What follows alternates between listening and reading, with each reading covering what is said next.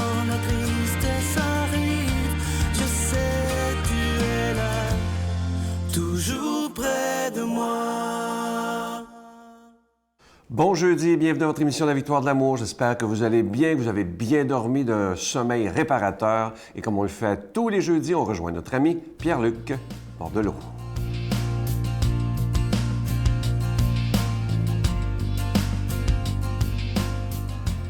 Un donneur de sens, c'est pas certainement une personne qui a absolument réalisé de grandes choses. C'est une personne qui a fait une différence dans votre vie. Je vous dis ça parce que des fois, on se met beaucoup de pression à être absolument la personne qui va faire tout un impact dans la vie des gens. Et récemment, j'ai écouté un documentaire et on parlait d'une personne, une personnalité publique, puis je ne vais pas nommer son nom, je veux qu'on se concentre sur ce qui a été dit sur cette personne-là. Et écoutez ça, ce qui a été dit, je l'ai noté, puis je trouve ça super intéressant. Il y a une personne qui a dit « C'est pas une personne qui a nécessairement réalisé de grandes choses, c'est surtout une personne qui a empêché les mauvaises de s'accomplir. » Oh, j'ai me fait, c'est donc bien intéressant.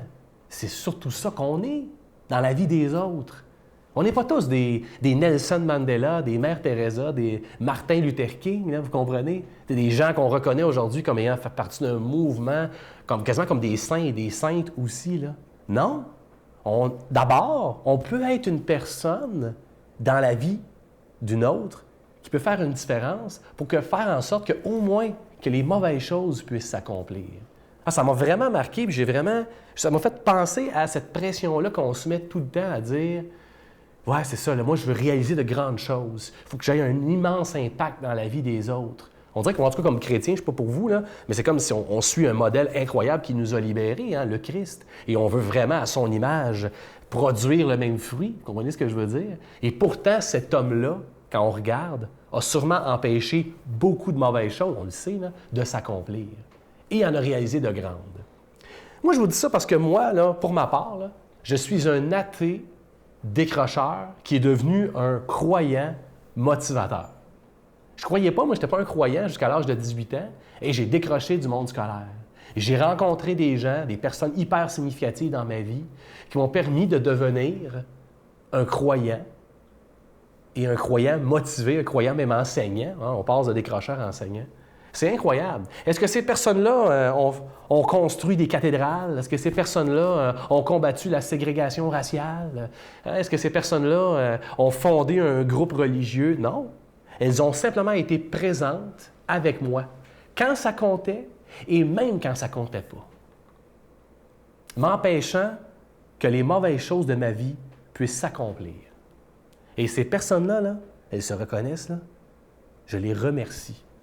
Je vous remercie d'avoir été dans ma vie pour m'empêcher que les mauvaises choses s'accomplissent. Vous avez été des donneurs de sens dans ma vie. C'est ce que je vous souhaite à vous tous qui êtes à la maison et qui vous écoutez ça. Soyez des donneurs de sens, non pas pour accomplir de grandes choses, mais pour empêcher les mauvaises de s'accomplir.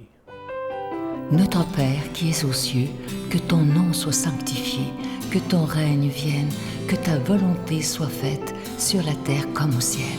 Donne-nous aujourd'hui notre pain de ce jour. Pardonne-nous nos offenses comme nous pardonnons à ceux qui nous ont offensés. Ne nous laisse pas entrer en tentation, mais délivre-nous du mal, car c'est à toi qu'appartient le règne, la puissance et la gloire pour les siècles des siècles. Amen. Giorgia Fumenti présente son 10e album Amour, incluant 12 grandes chansons, dont Alléluia.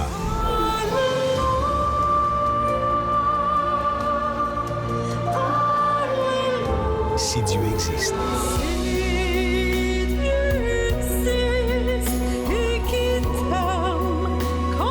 Une chance qu'on sent.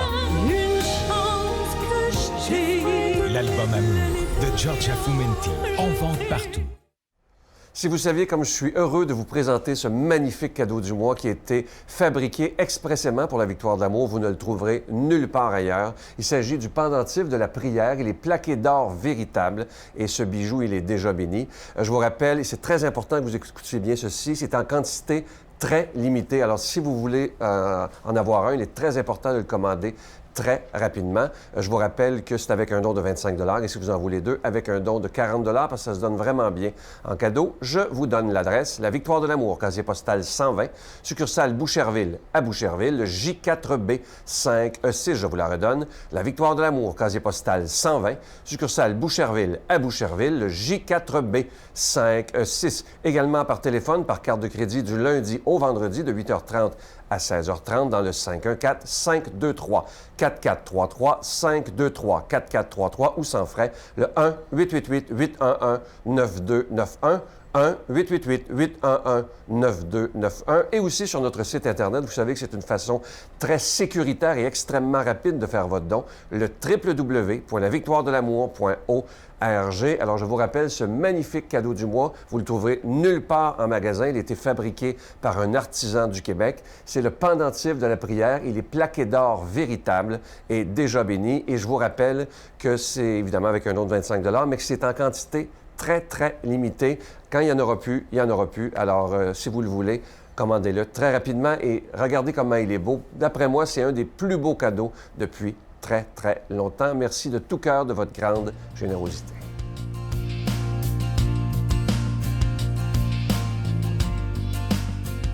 Mon Dieu, donnez-moi la sérénité d'accepter les choses que je ne peux changer, le courage de changer les choses que je peux et la sagesse d'en connaître la différence.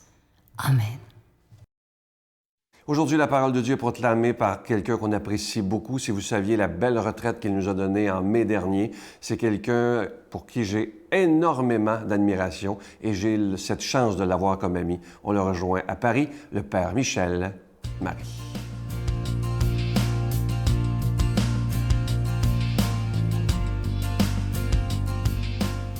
Et comme toujours, je vous retrouve avec joie. Évangile de Jésus-Christ selon saint Marc. En ce temps-là, un scribe s'avança pour demander à Jésus « Quel est le premier de tous les commandements ?» Jésus lui fit cette réponse « Voici le premier. Écoute, Israël, le Seigneur notre Dieu est l'unique Seigneur.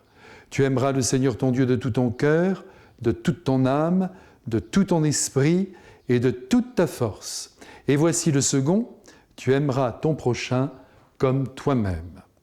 Il n'y a pas de commandement plus grand que cela. » Le scribe reprit « Fort bien, maître, tu as dit vrai, Dieu est l'unique, il n'y en a pas d'autre que lui.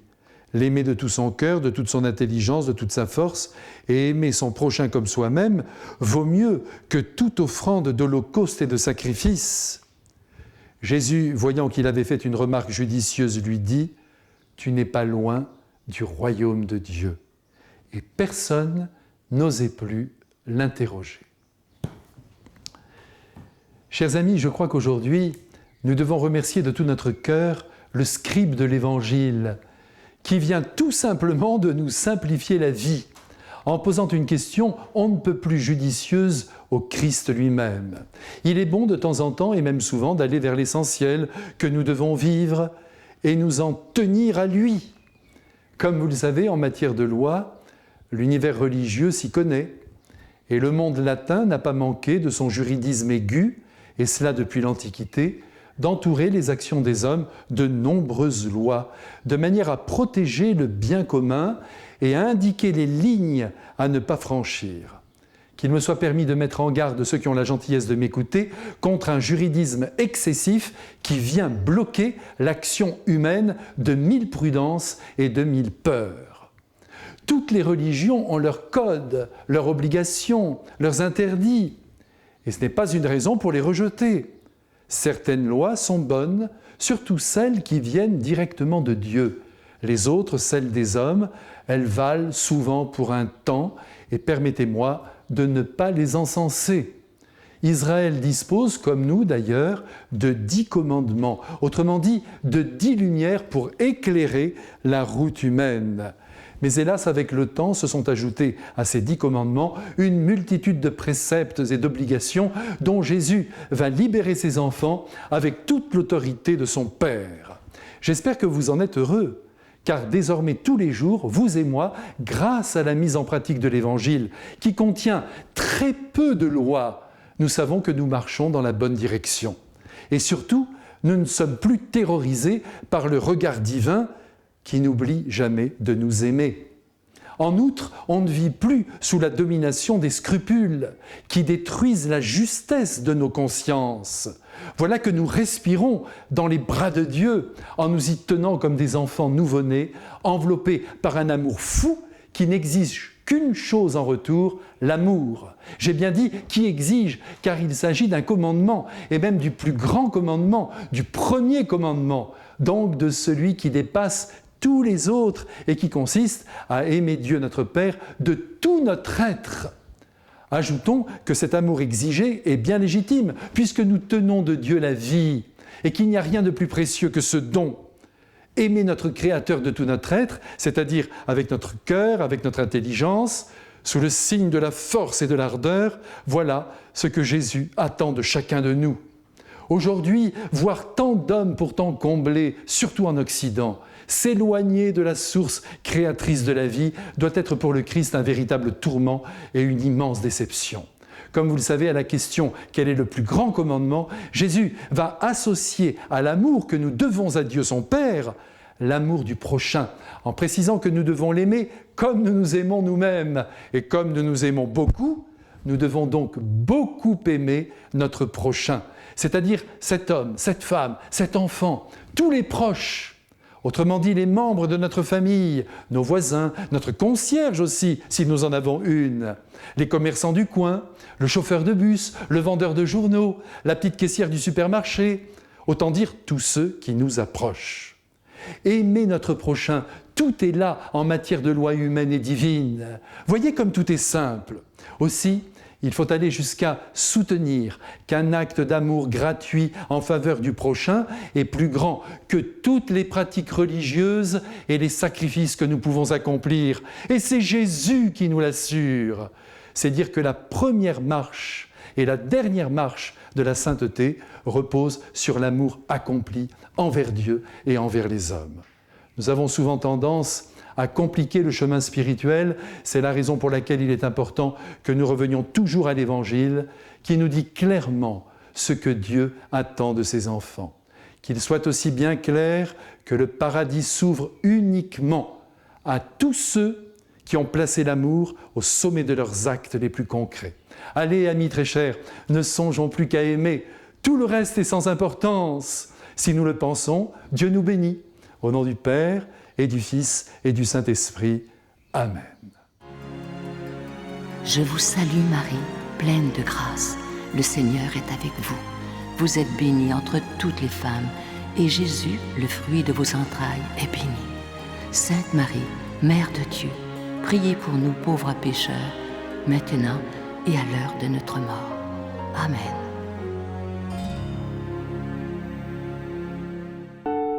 Je continuerai à croire, même si tout le monde perd espoir. Je continuerai à aimer, même si les autres parlent de haine. Je continuerai à construire, même si les autres détruisent. Je continuerai à parler de paix, même au milieu d'une guerre. Je dessinerai des sourires sur des visages en larmes et je tendrai les bras à ceux qui se sentent épuisés. Oui, je continuerai à croire. Je vous invite à vous procurer très rapidement ce magnifique cadeau du mois. Il est tellement beau, ce pendentif de la prière qui est plaqué d'or véritable. C'est vraiment un véritable bijou. Si vous le voulez, étant donné que c'est en quantité très limitée, je vous invite à le commander très, très rapidement. Et vous allez voir, il est beau, j'en reviens pas moi-même. Et ça a été fait sur mesure pour la Victoire de l'amour par des artisans du Québec.